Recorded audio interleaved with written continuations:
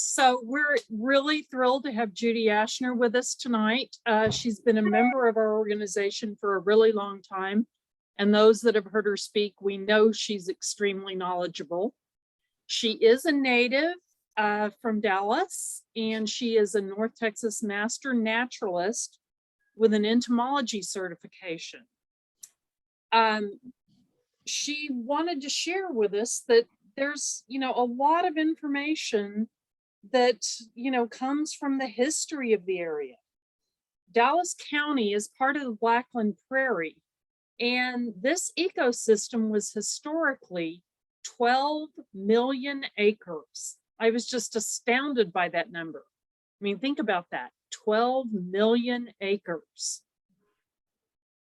Because of the fact that we have done so much human-centric construction and our agriculture is even turned towards human use, only about 4,500 of that 12 million acres remains in its original condition. This has caused abrupt changes in the landscape for the invertebrates that are historic to the area, and they've had to adapt to that changing landscape, which includes our yards. So I love how Judy phrases this. There's a take no prisoners, life and death conflict unfolding outside our door throughout the year.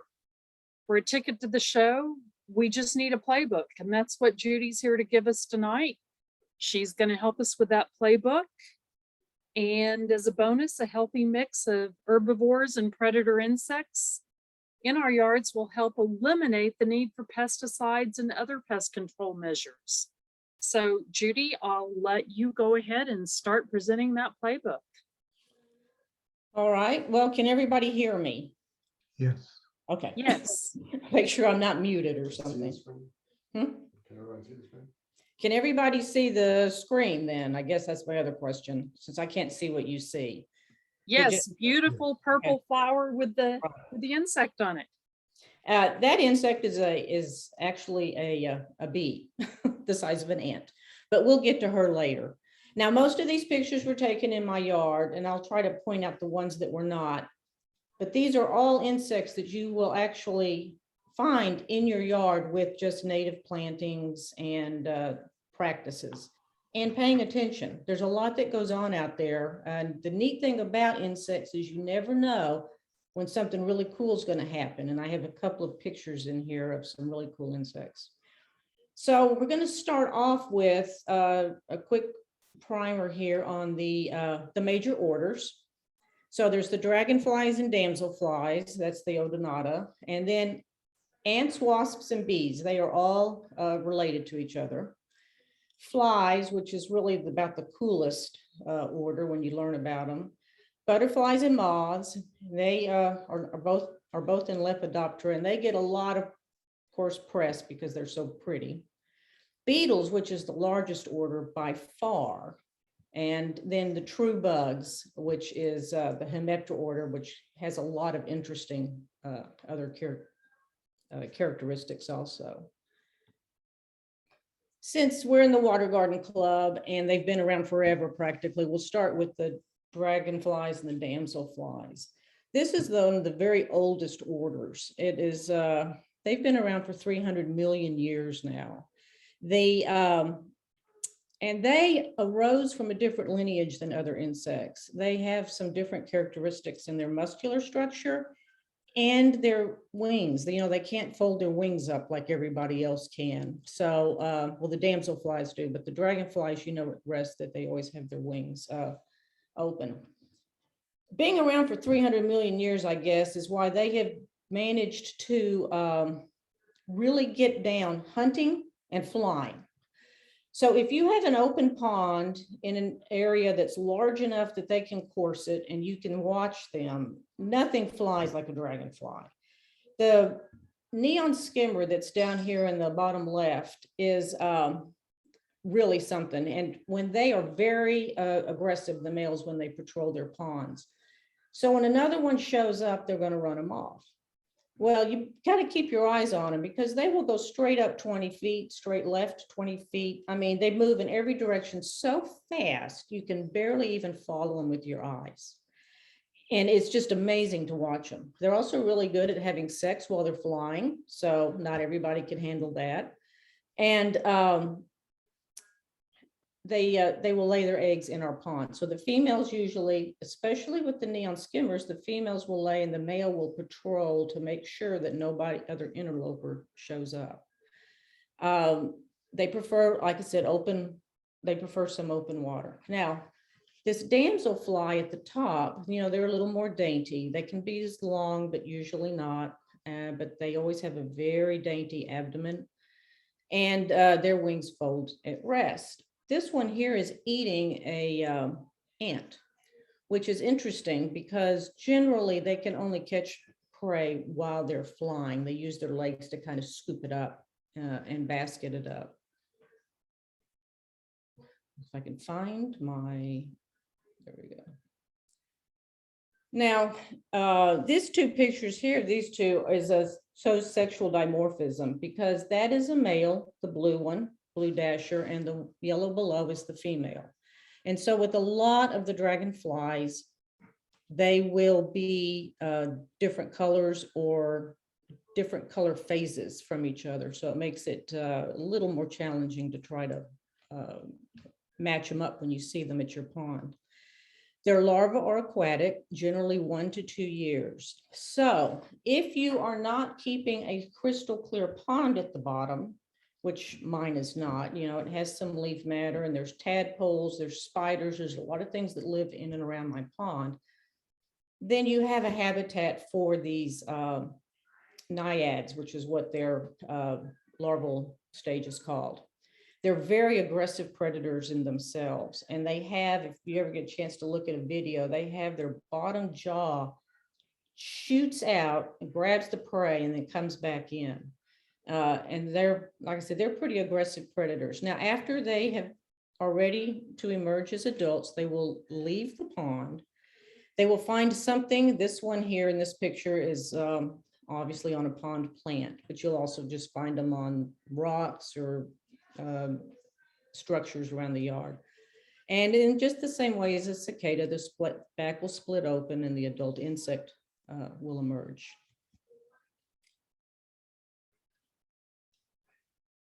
Now we're going to go to the Hymenoptera. So this is going to be ants, bees, and wasps. Ants are the oldest, and they've been around about 150 million years. But things really took off for them at about 100 million years ago when flowering plants started.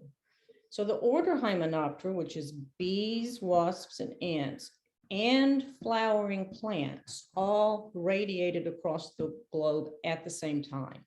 They need each other pretty much and have a codependent relationship. Now, I know we don't like to have ants in the yard, but I mean, ants in our house, but they're pretty useful around the yard. They till your soil, keep things turned up. They help with decomposing plant waste, dead animal matter, things like that. And of course, they're also food for other insects. Insects are very dependent on chemical cues. So that's how they find mates. That's how they find food. But the ants have taken it to a different level, and they are like little chemical engineers. So they are able to manufacture different chemical compounds that create different messages. And that's how they will leave a trail or how they will communicate with each other by touch. And that is very quick. So they're not only are they able to do that, but they're also, because they only have so many chemicals available to them, there is some repetitiveness, but they're also able to tell within the context of a situation what that cue means. It may mean one thing in one setup and another thing in another. Now, on a little bit of a theme that'll go along here, which is mimicry. One of these three pictures is not an ant. So look at that for a second and think about which one you think might not be the ant. It's the one on the bottom right, the picture that was taken by Eric Eaton. That animal right there is actually a jumping spider. So what it is doing is it's mimicking ants. A lot of insects mimic other insects, and for two reasons generally. One is they want to look scary, so maybe they won't be eaten as easily, or so that they can sneak in and raid the larder, so to speak. And quite a bit of that goes on. Now, this jumping spider, what it has done is spiders have 8 legs and insects have 6. If you can see this picture, and I don't know if you can see it well enough, but what it's done is it has brought its front 2 legs forward to imitate antenna. And then it is able to sneak in and out. Obviously, apparently its prey would be, for this little guy, is going to be ants.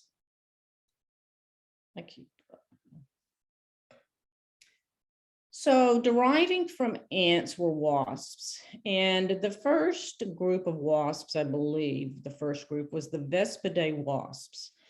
So this family of wasps are the ones that are the yellow jackets, the hornets, and those, but there's many others.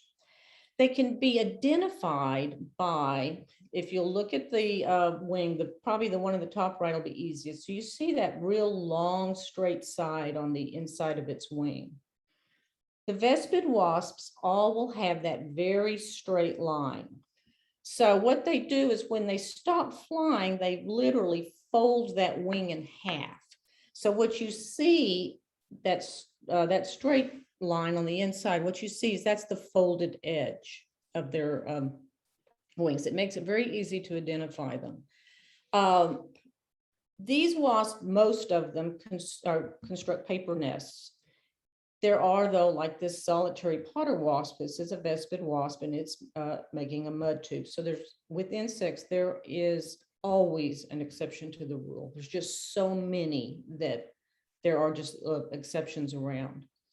Now, the one on the left, that's the one you really want to avoid, and those are southern yellow jackets. True yellow jackets nest in the ground. They still construct a paper nest, but generally they find a hollow area, like between tree roots or something that they can then build a paper nest. It looks sort of like a piñata, and it'll have one opening in and out, and that will be their structure. If you step on them, which is how I usually manage to find them, they'll let you know about it pretty quick. The Vespid wasps have a different protein in their venom, and that's what makes it hurt so damn bad compared to other wasps or other insects. Theirs is just a more painful sting. It really gets your attention, and it works, I guess, as they intend, because, any predators would take off quickly.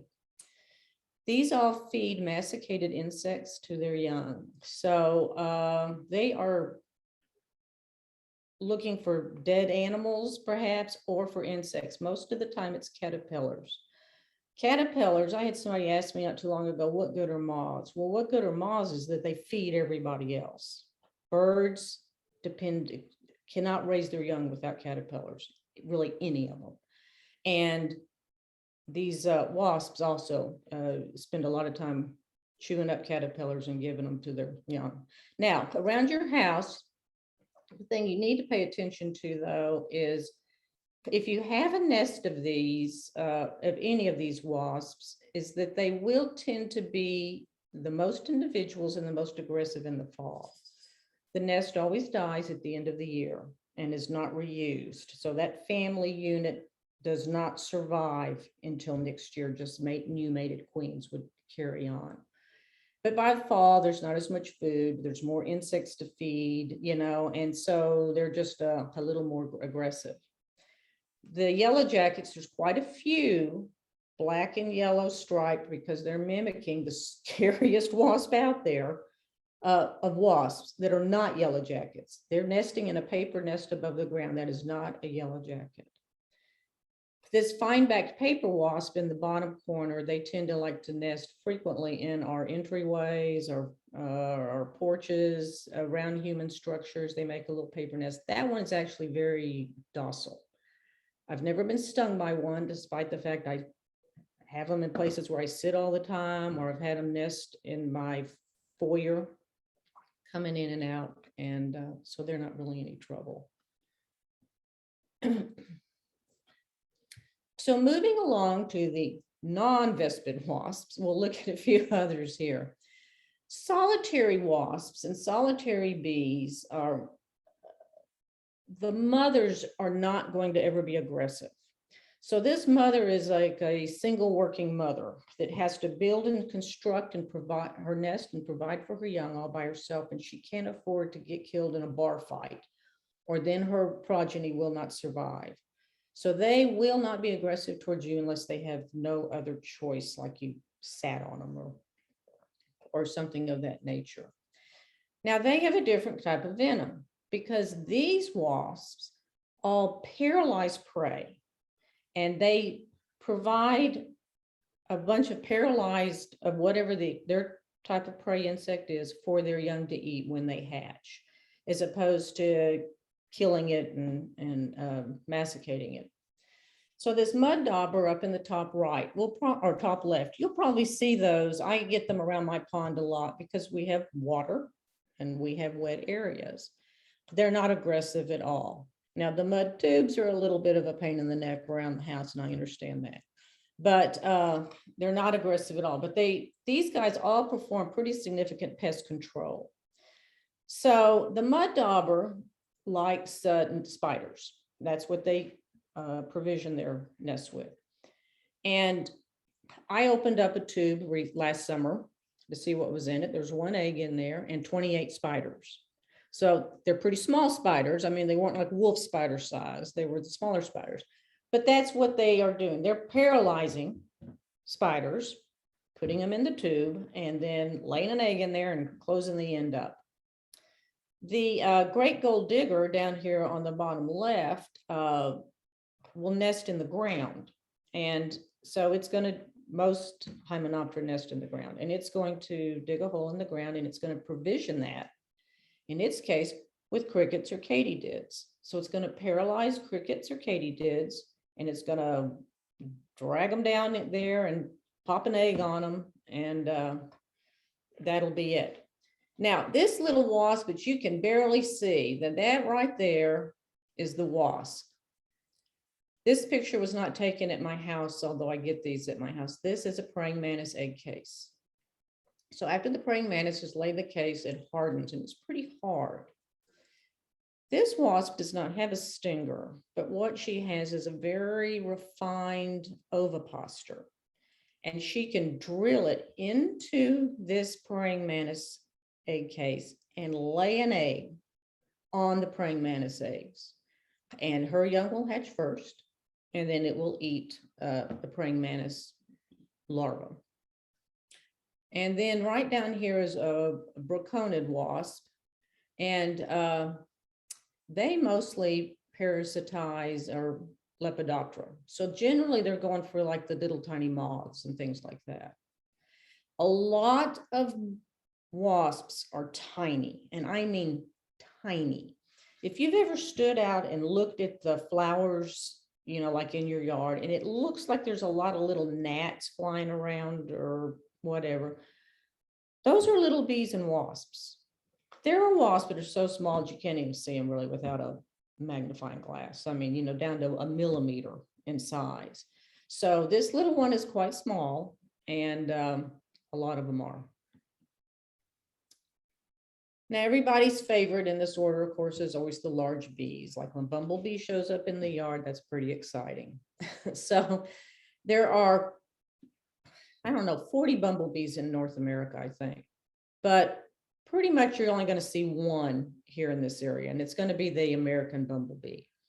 Unfortunately, their population has really taken a big hit between pesticides and losing territory. They they're really in bad shape, especially up north of us where they do like farms that go from road to road, and they mow it from road to road and till it. These ground nesting bees just can't survive in that. But we do have them here, and we do have some here. So of course, they're always really cool to find. Now, one thing to notice about that, this bee on the right is actually a carpenter bee. Bumblebees are hairy. I mean, look at this. This bee is covered in hair. There's not a shiny spot on that abdomen, or that thorax. So remember that when you're looking at bees in your yard. And on the next slide. This one here is called a horsefly-like carpenter bee. He is as large as a bumblebee. And the male will emerge before the female. That's generally the way it works with these insects. So the males emerge ready to mate with the females when they come out. These like these big flower heads. In this case, this is a red yucca. Every year, I get them where a male stakes out a red yucca as his territory. Now, male bees do not have stingers or male wasps. Only the females have stingers. Stingers are a modification of their ovipositor. Males don't lay eggs. Males don't have stingers. So they cannot hurt you. But if you're standing there and one of them, you have invaded his territory, it's really interesting. Because they will fly right in front of you, a foot away from you, and just threaten you with everything they've got. And it's a really great opportunity to get to watch something like that up really close, and see what how scary they think they are. So this is an example, though, while I was talking, you notice that these bumblebees, those American bumblebees in particular, but all bumblebees are hairy. People confuse these large carpenter bees with bumblebees all the time because these bees are big. And so they'll call this a bumblebee. Well, this bee is anything but hairy. So the southern carpenter bee, her whole rear end is it's shiny. It's so hairless. And the rest of her body pretty much is too. This is the male to that female. So he's a little hairy, not on the abdomen, but up here, his thorax is hairy. And you see these very rarely with these insects.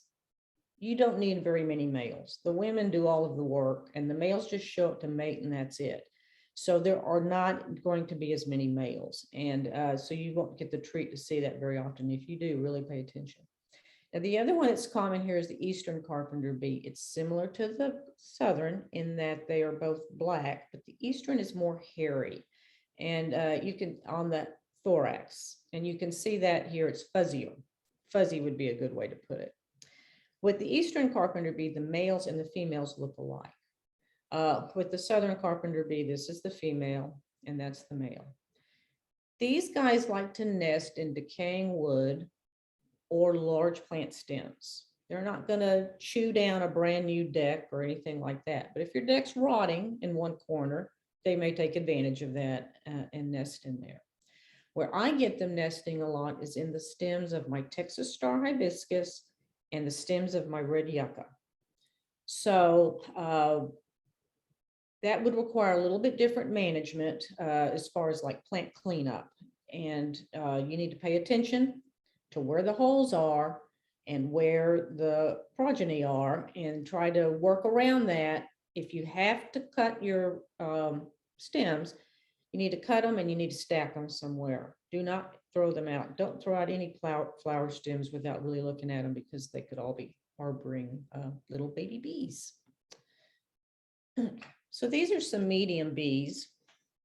This one you can see it's on your basic Asteraceae type sunflower type flower. So that gives you an idea of how large it is. These bees nest in the ground. Most bees nest in the ground. 70% of all bees nest in the ground. And generally they're just solitary nests with an occasional aggregation. Now on this twin spotted longhorn bee, you can see if you look carefully right here, she has a tuft of white hair at the bottom of the abdomen on both sides, hence the twin spotted part of the name. Now, if that abdomen's tucked under a little bit, and sometimes it is, it might be a little harder to see. These are the males. So what happens with these is the males form these little bachelor groups. They only live about 2 or 3 weeks. So they try to find a female and mate during the day, but they'll tend to gather up at night for something that they tend to call slumber parties. So these 2 little guys are sleeping. So they slept every night for a couple of weeks in some flowers that I had. They liked like the lavender or with the longer flower stems. They hang on with their little mandibles and then they go to sleep. These bachelor parties can be, I've heard up to 20, seen up to 10. So it can be quite a few. The females of all of these bees will spend the evening sleeping in the nest that they're making. So they will, come into the nesting structure in the ground and they will sleep in there. And so you won't, their whole life is actually very solitary. Now onto the small bees. So this little one in the top right is the one that was in the first picture. She's the size of a large ant. That's a Seratina bee. There's quite a few of them. That's the species, the genus name.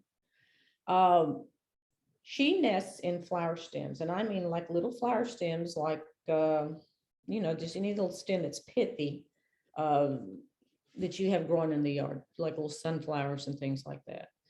She will provision with her nest, so all of these bees are putting in a pollen cake. The bees young eat pollen, whereas the wasp young ate animals, other insects. They put pollen cake, lay an egg on it, close off that section, do it again, close off that section until they have filled up 1 or 2 tubes or whatever. Takes quite a bit of time. At night, she sleeps at the end of the tube, guarding it from anybody sneaking in. She will eventually, when she has filled up her tube and she's done, she will take up residence at the end of that tube and die in there. As her last act is to guard her young. This is another reason that you don't just go through and cut off all these flower stems and then throw them in the trash, because there are frequently small little insects like this that are in there.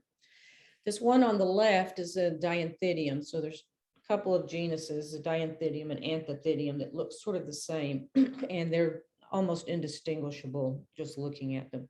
So you recognize this flower. This is your basic Giardia. They're not very large. That gives you an idea how small this bee is.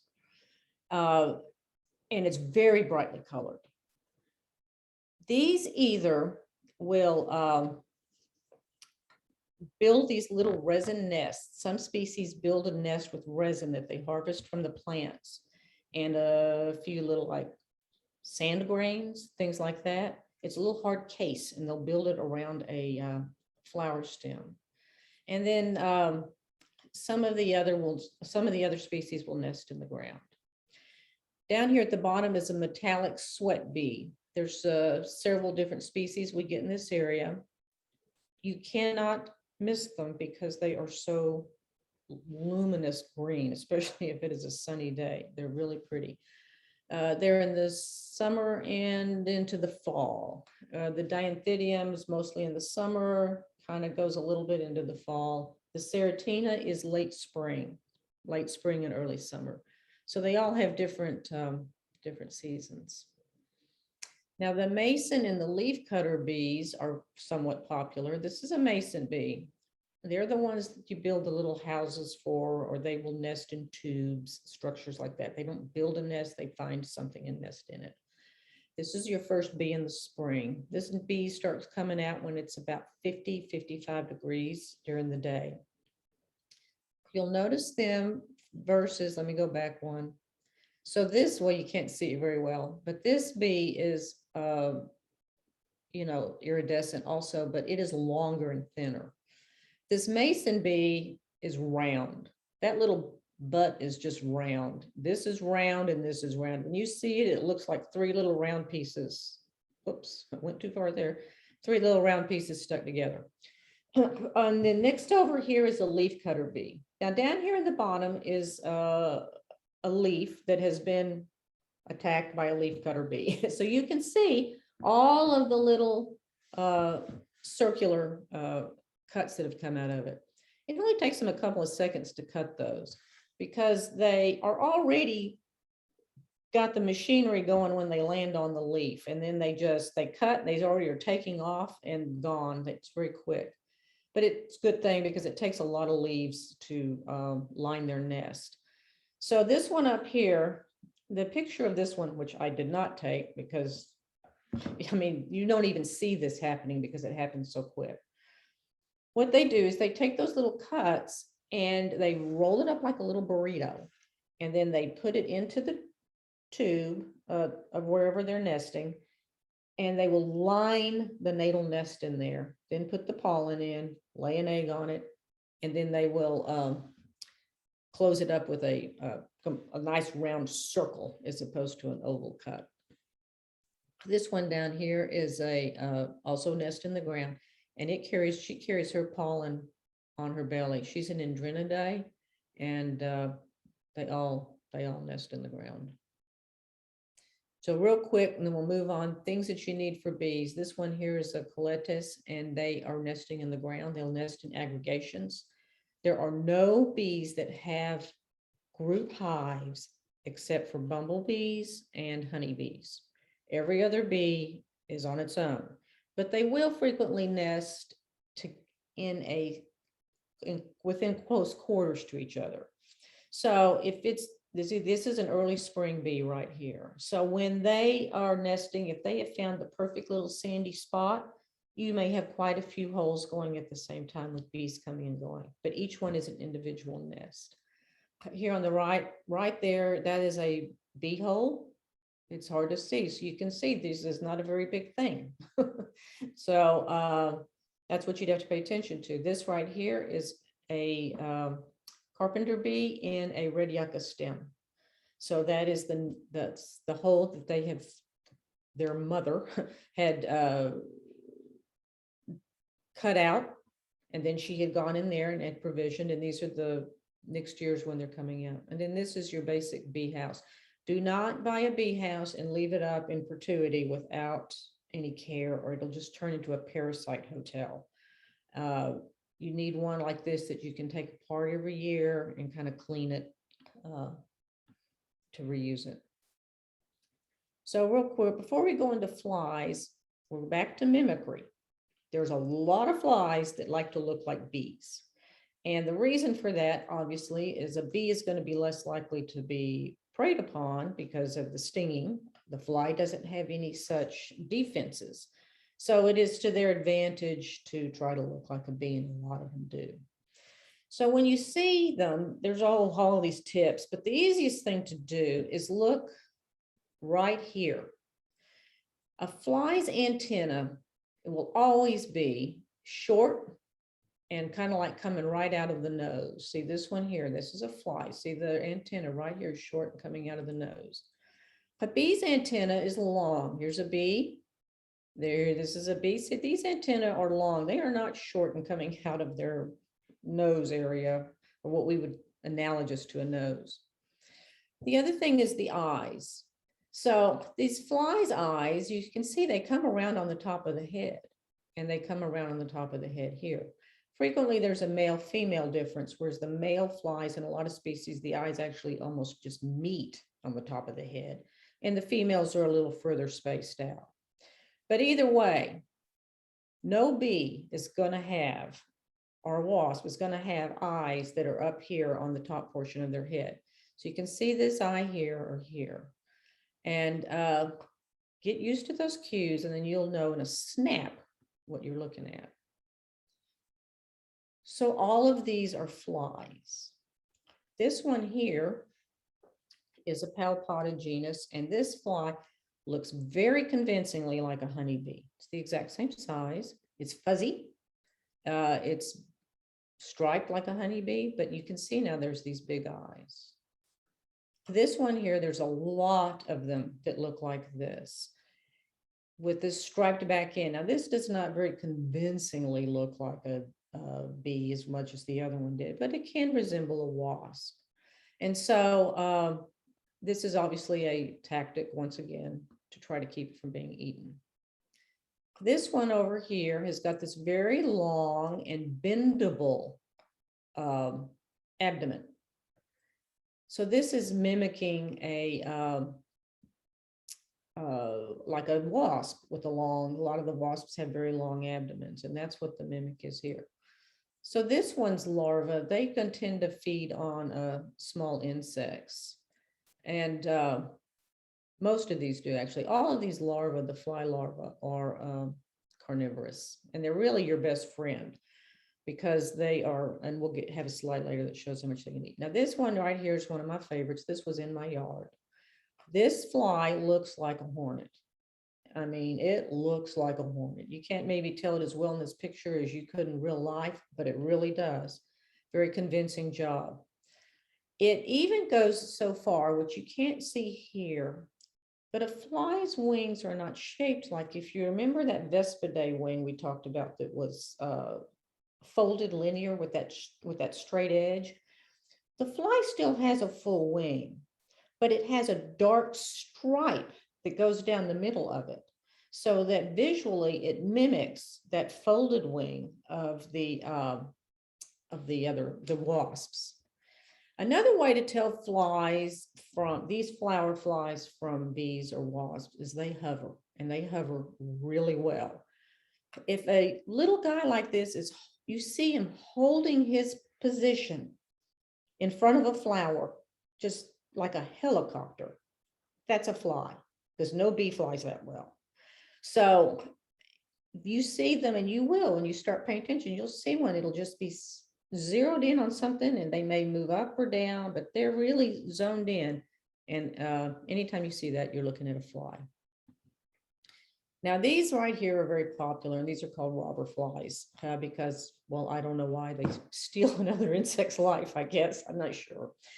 But this one on the left is one of many that mimic bees, probably because bees are not actual predators. And so you might let your guard down if you were around these. This one over here does not mimic a bee, but they are perchers. Both of these are. These Acylidae family of these robber flies can be small to quite large. This one is quite large.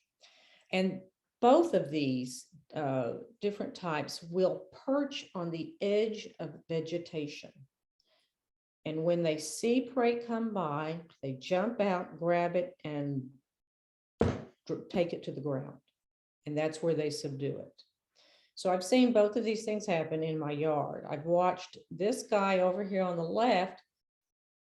I mean, I'm across the yard and you can see it happen. And he grabs a honeybee and immediately dives to the ground with it. Just, it's like pushes it down to the ground and then gets a hold of it to control it. And I've seen these Acylidae, big ones, take down big dragonflies. They can do it.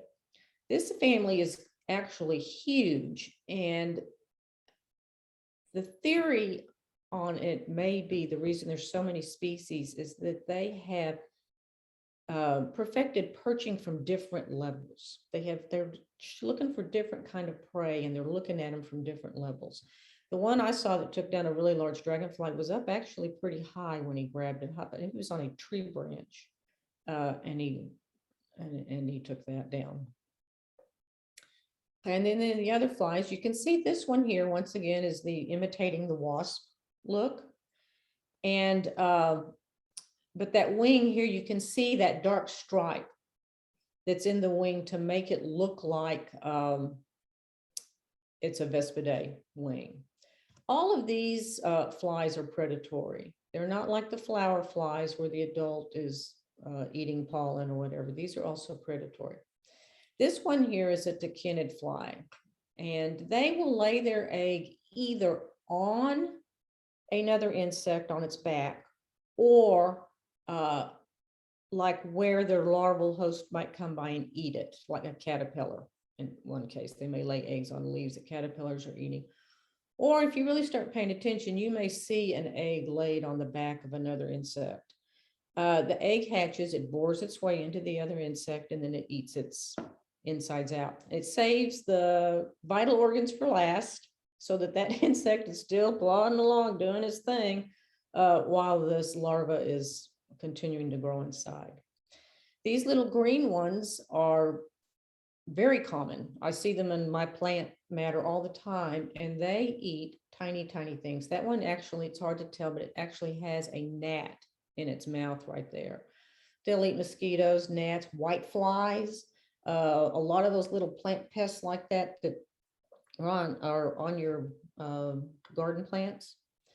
Now, this soldier fly over here, and a lot of the soldier fly species, their larvae are aquatic. So you'll be more likely to see these if you have a pond. And of course, obviously the larva would be predatory in that in the pond. And then our last little slide here on flies. Let's see, we've got the sinuous bee fly. They host, they lay their eggs into the burrows of like Coleoptera, Hymenoptera, Diptera, anything really. They're not even particularly picky. And they kind of sling it into the nesting site. The egg will hatch, it'll crawl in and have at whatever the other insect is like. It's a tough world out there for insects. This little germ is also a bee fly, and that's his really long proboscis there eating off that plant. Their larval hosts are moth larvae, caterpillars. So what they're going to do is lay an egg where the caterpillar may eat it, and then they will, the egg will grow up inside them, and the caterpillar will have fed another species. This right here is called an elephant mosquito. It's huge. It's blue-black. It's gorgeous, actually. It's really, really big. Turns out, and these are starting to show up around here, they are used in some situations as biocontrol because their larvae eat other mosquito larvae. So I guess after a while, they've kind of gotten around and they're not doing any harm. But anyway, so they're good for mosquito control if you see one of these in your yard. That picture I did not take in my yard, but it was only about a mile from my house. And the same with this one. So this is a fruit fly, same kind of thing. So this is a peacock fruit fly because the picture doesn't do it justice. It's absolutely gorgeous. It's got like little iridescent blue spots on it, you know, that just shine in the sun. Now its larva will develop inside thistles, eating thistle seed. So I think that's kind of an interesting change from predatory, but they eat thistle seeds as larvae. Caterpillars. Now, everybody's always wanting to get rid of all the caterpillars because they eat plants, and people kind of maybe don't make the connection, you know, that a caterpillar is a baby moth or butterfly. So if you want butterflies, you have to have caterpillars. That's all there is to it, although most of the plant buying public doesn't seem to understand that. Now, all insects, a die-hard rule with all insects is they have 6 legs. And that is true with caterpillars. So what they have here is the 6 legs are all up here. But then these are not feet or legs. These are just called claspers. And they use them just to grasp and move, and they just kind of pull and move themselves along. But these are not feet. These are claspers, and the feet are up here. With this one, you might be able to see it a little bit better. You can see the 3 legs here, 3 on each side. And then down here, of course, is the claspers. These pipevine swallowtails will eat, I mean, like every pipevine leaf you've got out there before they'll go pupate. They just can't have enough of it. But it doesn't hurt the plants. They pop back pretty fast. You know, these insects and these plants have evolved together, And these plants are used to insect herbivory, and it will not kill them. This is a giant swallowtail caterpillar, and this one goes with the bird poop look. And some of the others do too, and some of their different caterpillar instars. These are like citrus plants, like Hercules Club, and like if you have maybe lemon tree or something like that in your yard, you may see that there. So this is the one that's the most horribly aligned, the hornworm, the tomato hornworm. You've heard people, they have an attack when they've discovered tomato hornworm. I haven't found it to be a big problem because these mothers generally only lay an egg or so, because I guess they know that their larvae are large. This tomato hornworm will not eat you out of house and home nearly as efficiently as this pipevine caterpillar will over here. So I find them interesting to watch and enjoy them. If you do decide to plant for pipevine, for the pipevine caterpillars, do not buy the gigantica variety because the really big leaves, it is toxic to them. But back to the tomato hornworm. So there's a tomato hornworm. You can see that's my hand. So that shows you how big that fella is. Now, this is one of the sphinx moths that those tomato hornworms turn into. There's several species. I get hornworms on different plants. And the end results of them are sphinx moths. And these moths are big. You can't really tell in that picture, but that guy's a good 2.5 inches long. They're gorgeous. So for all of that hornworm eating and all that hand wringing that goes on when people see one, this is the cool result. Now, this moth and this moth I'm showing you here, not because they're particularly spectacular, but they're both diurnal. So you will probably see them during the day on flowering plants. This ermine moth does not have your typical moth wing look to it. You might think that it was something else. This is a scape moth, and same thing. The head will be orange or yellow, but kind of a harmless little thing. Now, this one right here is my favorite moth, and it was in my front yard last year. This is a wasp moth. That's the common name. And as you can see by looking at it, this moth is mimicking a wasp. Does it very well. Look at how these wings are shaped, or how it's holding its wings out. It's striped like a wasp. It's even got this little leg feathering going on to make its legs look like they're bigger than they are. But this is actually a moth. Now, when I was talking about cool stuff you see in your yard, I turned this into iNaturalist, and there were 3 others in like a 2-county area, and that was it. So this is not a moth that is very common or that people see very often, yet it was in my yard. And I have that happen where I get insects that are not common at all, but because I have all the right plants and water and everything else in the yard, I get them. Now, this spot is a Petrophylla holosco, and all the Petrophylla have also aquatic larvae. So you should probably see these with our ponds around your house. You can't tell it in this picture. This is a very small moth. Generally, I find them during the day. They are on like my garage door. They're on the fascia up by my porch. They're not very big.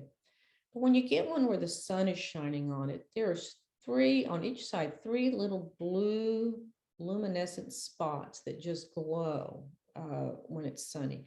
It's actually a very beautiful little moth. So really, and even in tiny little packages, if you get a good look at them, if you just saw this moth, you wouldn't pay much attention to it. This is obviously enlarged, but if you get a good look at them enlarged or with a scope or a picture, you can you'll be amazed at how beautiful a lot of them are. Now, this is a Polyphemus moth. I have not seen this in my yard, but I've had them in my yard because I had his caterpillar, and that's it in there. So this is another reason why you don't want a yard crew to come in and blow all the leaves off of your yard. This caterpillar has his cocoon is within these leaves that he's drew together in the beginning and made. That's a pretty good size. These are red oak leaves. So that's a pretty good sized egg case there. But it's a pretty good sized caterpillar too, because I saw him beforehand and he was pretty big. Their host is red oaks, maybe some of the other oaks in that red oak family. Oaks feed a lot of insects. I mean, a lot. I know that in my yard, when the birds are coming through, for example, I'll get those warblers back there in my red oak. They're just going to town. What they're doing is they're gleaning off tree hoppers, caterpillars, all kinds of other insects that live up there in that tree. Now, butterflies are really popular. School kids love them, because they're pollinators or whatever, blah, blah. They're not very good pollinators, honestly. They get so much press because they're just so darn pretty. Everybody really likes them. But wasps, flies are better pollinators than butterflies are. The main reason is the reason bees are such good pollinators is because, well, they evolved with the plants. They are covered in hair. They hold pollen. They're the only animal that intentionally gathers pollen. And a bee tends to have its favorite flowers. So, let's say there's he likes rose mallow. So this bee has collected pollen from a rose mallow flower. The next thing it's going to go to is another rose mallow flower. So therefore, it's much more likely to actually successfully pollinate plants because it's spreading the pollen around between the same kind of plant. Butterflies are not interested in pollen. They couldn't care less about it. The only thing they want is the nectar. They're there for the juice bar. They're there for the high carb drink. It doesn't matter to them what kind of flower that comes from. So they go to one type of plant, then they go to the next plant, the next plant, the next plant. They have no preference to hitting the same plant more than once. So even though they're not hairy, they can pick up some pollen. Any animal that moves through flowers can incidentally pollinate them. But they don't hold much pollen and they don't have a flower consistency. So they're pretty, but they're not great pollinators. These two here, this is the painted lady. This is the American snout. Neither one of these can take freezing temperatures in any phase. So a lot of butterflies, a lot of insects, they can take freezing temperatures in the egg phase or the larval phase or the adult phase. It just depends. These two can't. So there's big mass migrations of them every year, heading south down to the Rio Grande Valley and then heading back up. And this is the ones that you'll hear about. Sometimes they talk about on the news that, the flight radars picked up butterflies swarming or something. It'll be these guys. The painted lady up in is on every continent except, of course, Antarctica. And in the European African continent, they start in North Europe, go all the way down to North Africa and back. It's a 5,000-mile journey. So this little butterfly really puts in the flight miles. And this one down here is a dusky winged skipper. So they're very common. You will see them in your yard a lot. This one is on oregano. Those are oregano flowers. Now the gray hair streak, there's quite a few hair streaks. The thing you'll notice them very quickly on your flowers because this hind wing, they will rub back and forth. And you'll just see this action where they're rubbing it back and forth like that against each other. This common checkered skipper is the most widespread skipper in the United States. Skippers make up 60% of all the butterflies in the United States. So this one down here is a little fiery skipper. Most of the skippers don't really get our attention much because they tend to be brown and drab and small, but there's quite a few of them, and they do make they have an impact. The gray hair streak larval plant will be legumes and mallows and things. And so let's move on to the next. Beetles. This is the largest group of insects by a lot. I mean, nobody else even comes close. So all beetles larvae or grubs. So everybody knows what a grub worm is. We've all seen grub worms here and there or whatever. So that's beetle larvae. Some grub worms are in the ground, some are in dung, some are, in your compost. Um, and that would also include the firefly. So the firefly that we all miss, because anybody that's of my age remembers having quite a few fireflies around when they were young. Their larvae are in the ground, along with most of the other beetle larvae. With most insects, the stage that we're familiar with, the adult stage, is only a few weeks, but they can be easily 1 or 2 years in the larval stage. So most insects spend most of their life in their more of their life in their larval stage than they do in their adult stage. And this is particularly true with beetles. Most of these larva periods can be a year. They can even be 2 years. This is another public announcement plea for me to not spread artificial fertilizer or lawn killer, bug killer, weed and feed, any of that on your lawn. Underneath your lawn, there are a lot of beetle larvae. Now, I know that occasionally somebody has a problem with too many in one spot, but that's unusual. I have not put a chemical in my yard in 3 decades, and my lawn looks as good as anybody's lawn does, what lawn I have left in the whole neighborhood. You don't need it. Your yard will improve without it. But of all of these that you want to try to preserve, it would be the firefly. It's like, that's the one you want to see, outside at night. So this is a spotted lady beetle. There's actually probably about a dozen lady beetles in our area, including some invasive ones. The invasive ones have more white on their face. The face is almost entirely white. Can't do anything about it. They're here to stay. This little guy over here that kind of looks like a lady beetle is called a spotted cucumber beetle. And they're considered plant pests, but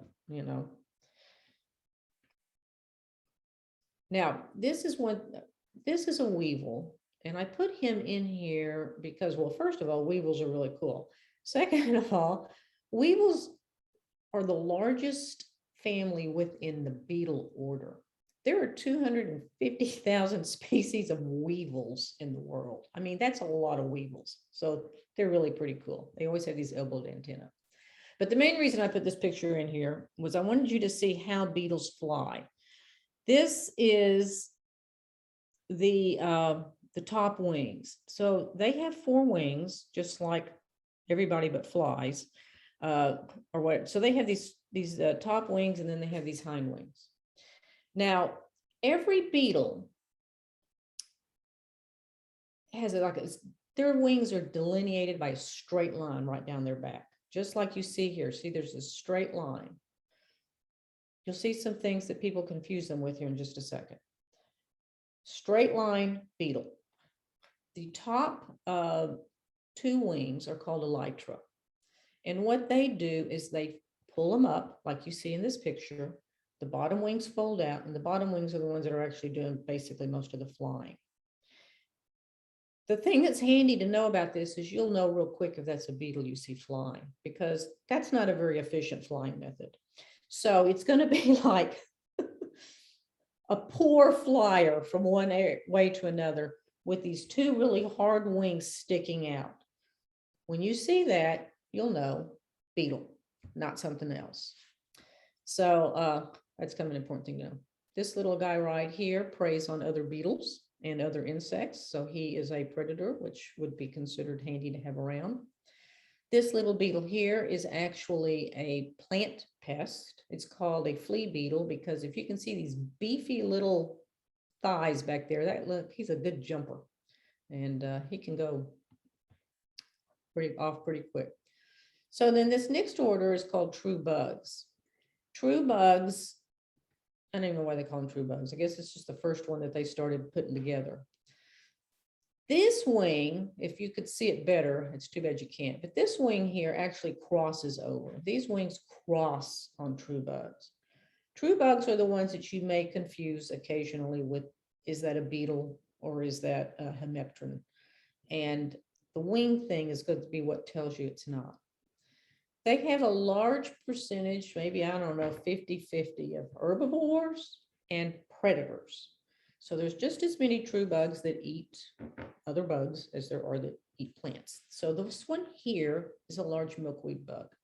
It is a plant pest, you could say. This one here is an assassin bug, and it is a carnivore. So you could say he's beneficial.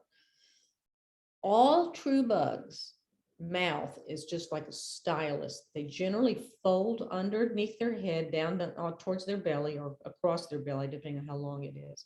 And they all eat like they're sucking a straw. So the plant pest pokes that stylus into the plant and sucks out the plant juices. The assassin bug, pokes that stylus into another insect and sucks out, the insect parts. Kind of stews them up a little bit first, So let's go on. So these are some more true bugs. This one is real common. Probably everybody here has this in their yard. It's the eastern leaf-footed bug. It's got those big leafy legs. There's quite a few different but very similar insects in his same family. This one is called a harlequin bug. This one was on my frostweed. It's a beautiful insect plant pest. You can see here, though, how these wings are not, we don't have that straight line down the back like you saw with that June bug. So straight line, no straight line. Now, in the true bug family, you also have plant hoppers, and they're plant pests. So what they're going to do is they're going to stick that straw into a plant stem and suck out, some of the plant phylum. This is a leaf-footed bug nymph. So this is a nymph of a different species of that. With a lot of these true bugs, you have, some of them spend a great deal of time in their nymph stage. So you'll see a lot more younger nymphs. The way they go through their instars, it takes a while. And that's what that little guy is right there. This one here is one of my favorites. It's a tree hopper. They live up in the trees, obviously. But now and then you find one on the ground. Not very often, but the tree's full of them. This will be one of those insects that, like when I was talking about the warblers, they're up there in my tree eating as much as they can, as fast as they can. These are the kinds of things they're eating. These are very little small insects, but you're a warbler or a chickadee. That's a pretty good meal. Now, one thing you need to know in case you're thinking about making any tree planting plans anytime soon is these non-native trees are useless to wildlife. They didn't grow up together and they can't play together in the same sandbox. Because what we've got here is insects and plants that have evolved together. The plant's always trying to figure out how to defeat the insect. The insect's always trying to figure out how to defeat the plant. And they've been working on this war for time, immortal. You bring over a Chinese pistache tree that has never, ever been on this continent until now. The bugs can't use it. So they're not going to. Well, if you hate insects, I guess that works great. But that also cuts out the birds, for example, because like chickadees need 9,000 caterpillars to feed one clutch of babies. Well, they're not going to get 9,000 caterpillars off of a non-native tree. They're going to need trees that are, hackberries and oaks and trees that are hosts to a lot of different Lepidoptera, for example. Okay, now all of these are predaceous bugs in the true bug group. This one here has stabbed a fly, and he's probably juicing them up pretty good right now. I'm going to suck all that out in a minute. These hemipterans here, you have both, in this body shape, you have both plant pests and predators.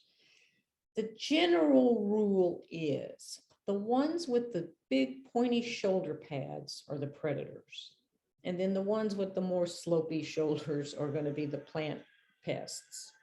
So that's one way you can tell them apart. I've actually was at a presentation one time where somebody was talking about these were all plant pests, but they're not.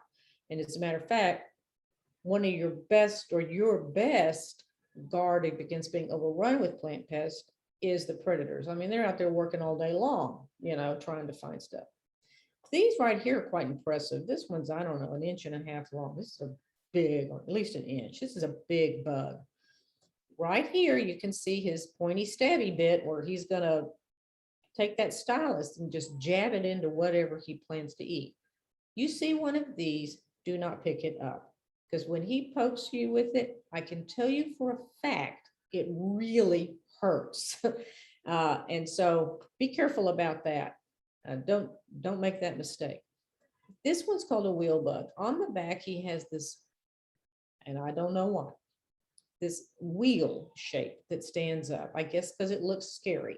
It looks like something out of a Mad Max movie or something. He's indistinguishable. This one up here is a zealous. He has also caught himself a fly, which he is going to eat here shortly. And this is a very slender bug, but it's also an assassin. Now, in the ponds, we all have a lot of pond insects. This is one of those. Like that carpenter ant at the beginning that used his legs to look like antenna, this one is repurposed his front 2 legs also. So these are his front 2 legs. They're right here. These are his back 4 legs. He uses these front 2 legs to grasp prey. They're like raptorial. So he's going to grasp his prey in order to eat it. And that's the way he rules, man. Okay, so now here's a few more real quick. This is a little bit on how they can hide. Right here is a praying mantis. So here she is. And this praying mantis lived in this soft yucca flower cluster for, I don't know, weeks, months maybe, till she laid her eggs in it. Even though I knew she was there, I usually had to really kind of look for her to find her every time I went out to check on her, because she blends in really well, better than you might think. This is a juvenile katydid. For some reason, I get a lot of the juveniles in my yard, but I never see the adults, and I'm not sure why that is. But the interesting thing about the juveniles and about this one is their coloring is a black and white pattern on both the legs and the antenna. And they do a very good job of blending in with the plant leaves that they're on. They'll be on always the larger leaved plants like a frostweed size leaf, but they really can blend right in. I had a couple of pictures where you can't even tell that katydid's on there. It just blends in so well.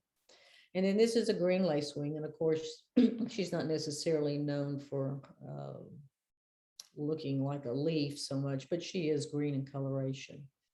And she leads to this next slide, which is about predators. This right here is what a juvenile ladybug looks like. Voracious predator of aphids. This right here is the syrphid fly. You remember the flower flies we looked at in the beginning, the ones that tended to look like bees and stuff. This is what their larvae look like. Voracious aphid predators. You'll watch one. As a matter of fact, you can pull up a YouTube video, probably, because I have seen it, and look and see how they eat. But I've watched them in my yard. Grabs an aphid, sucks all the juice out of it, spits out the legs, and grabs another aphid in the same amount of time that I just took me to say that. So they're very good aphid predators. Now, that green lacewing in the last slide, this is how she lays her eggs. If you can see this, they are on stalks, each one egg on a stalk, usually in 2 straight lines. The theory is that the young are so voracious, they'll eat each other if they were to all hatch like in a ball, like a lot of, close together, like a lot of hemipterans do. So they're spread out. This is what that larva looks like before it has adorned itself. Now it's already eating aphids, loves aphids. You know, it's like eating ice cream. Apparently they're real sweet. Now, another thing to notice here in this pile of aphids, you see this brown one here and this brown one there. Those have been parasitized by a wasp. So some tiny little wasp has stung that aphid and laid an egg in it, which is going to grow up in there. That aphid is still alive, but is now, can't move it. Words escape me. Anyway, so this is what this one looks like before it's adorned itself. But these lacewing nymphs like to put stuff on themselves. And this is what this one is. So they will cover themselves with plant debris. They'll cover themselves with the bodies of their victims. I mean, sometimes you'll see a matter of fact, this one may be one of those that has no, because I didn't take this one because I've always had a hard time getting a good picture because they're so small. Like a spider leg sticking off of it, or an ant head on the top of it, or whatever. It's pretty good. If you're looking around in your yard and now the corner of your eye, you see something that's pretty small, it seems to just kind of jerk along in movements. That's what you've got. You have one of these who has masqueraded himself to not look like that. Theory is that they do that so that they can fool ants sometimes, I think, and go into ant burrows. And they can't smell them or something, I guess, when they have all of that on them. I haven't seen that, but that doesn't mean it didn't happen. Every time that they move to a new instar and they shed off their old skin, they have to re-adorn themselves. So here's my closing slide. And you thought it would never come. But basically, this phrase is, if something is not eating your plants, then your garden is not part of the ecosystem. Because a plant that has been eaten on by an insect, you can go, hey, hooray, I am providing for the food chain by having food here to allow all of this to happen in my yard. And that's my presentation. So I guess if I can figure out how to take this off, maybe I can get back to. I think up at the top, you can hit stop sharing. Show, there we go. And find you. Hang on a minute. Where are you? Are you there? Uh-oh. Yeah, we're here. Okay. Thought maybe I'd lost you. Somehow I have, let's try this screen. Can't seem to get you. There we go. There we go. There we go. Awesome. Okay. Awesome Thank you so presentation, much, Judy. Judy. Excellent. You're welcome. Excellent. Excellent. Anybody have any questions that they would like to ask before I? There was a couple of things in the chat. First of all, thank you, Judy. And then are queen butterfly eggs on the passion vine over winter?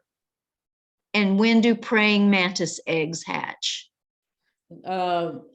I believe with the queen, they're going to overwinter as pupa. So they're going to hatch, they're going to go somewhere, and then they're going to pupate, into a sac and then overwinter in that form. However, I could be wrong about that. So if you have passion vine with eggs on it now, you might just leave it and see what happens. It may be that they missed the window, but it may not be, because there are insects that overwinter as eggs. On praying mantis, they hatch in the spring. So she's going to lay that egg mass late summer, early fall, and then they're going to overwinter and hatch in the spring.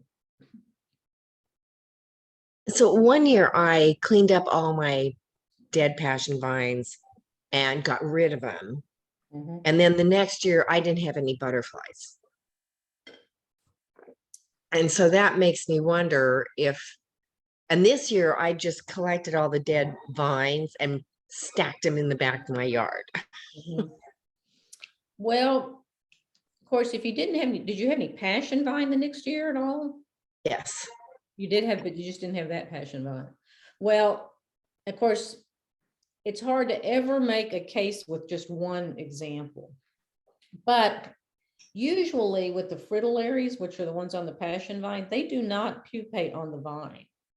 So Okay. throwing the vines out, I don't think would have made any difference. They pupate in other areas of the yard. Now, if your year was like last year, I don't know about that 0 degrees. I mean, maybe they made it, maybe they didn't. 0 degrees was pretty tough stuff, more than they're used to. I have seen my populations of things go up and down and up and down. And part of it can be predator ratios, you Right. know, can go If I up have too many wasps eating stuff. or stuff or whatever. But then on the other hand, you can have too many of whatever. Yeah. But wasps will definitely go after caterpillars. Also, birds go after caterpillars. It's like I was saying that takes 9,000 caterpillars to feed one nest of chickadees. That's wiping out a lot of caterpillars. Yeah. And they're everybody's food. The main reason they're everybody's food is because, you know, insects don't have skeletons. And so what they have instead is they have very hard structure that their body, all of their guts and their organs are all, you know, stuck to the inside of their body. That's their form that gives them their shape. But it's also hard and crunchy, except in caterpillars. Caterpillars are all nice and soft, you know, and gooey, and not hard and crunchy and indigestible. So everybody eats caterpillars. And you could have had, you could have had a cardinal family that ate all your caterpillars, you know, too. I do have a cardinal family. And I've seen them go after all of my passion vine caterpillars before. But then you have to realize too, is what you have done is you have provided to raise a family of cardinals, because they needed those caterpillars in order for that to happen. And I'm sorry. If you didn't have any caterpillars on your passion vines, probably because they were all over at my house. I mean, I know everybody keeps telling me that they will not kill the vine. I have tried planting passion vines 3 different times. They got all big and beautiful. They got just decimated by the caterpillars and did not come back. Well, it could be something different though, because I have a hard time keeping passion vine because the place I want to plant it is a place where it can't take over. And in the place I keep wanting to plant it, it stays too moist, I think, under the ground there. Mine just took over. I had a nice trellis. It just got huge. And then the caterpillars came in and whoosh, it was all gone. But was it back the next year? No. Huh. They told it. I think some of the passion vines are much more delicate than others. And the one I have is really hardy. And I have it in lots of places. Yeah, and I think that's really the case. I think you probably would have lost it anyway, because I've lost passion vine before also, even when it wasn't consumed, you know. Yeah. I have the purple incarnata passion vine, and it comes up all over the place, and I have it climbing on all kinds of things. And this last season, I had so many Gulf fritillary butterflies and caterpillars. It was amazing. And there were so many caterpillars, they completely destroyed some of the, passion vine. But of course it grows, it grows right back. But it was a huge crop this year. I have lots of passion vine, but no blooms. It has never bloomed. And I'll have a huge, not huge, but a large vine. It made it through Snowmageddon. It came back again, and it comes up in a new spot, but it never blooms. I don't know if it doesn't get enough sun. I'm not sure. You know what color it's supposed to be? Have no idea. It does need sun. Yeah, it's probably sun. Because it's where it's coming up, it's not getting a lot of sun. So that may be what it is too. Yeah, probably. I'll have to see if I can move it somewhere where it gets more sun and see what happens.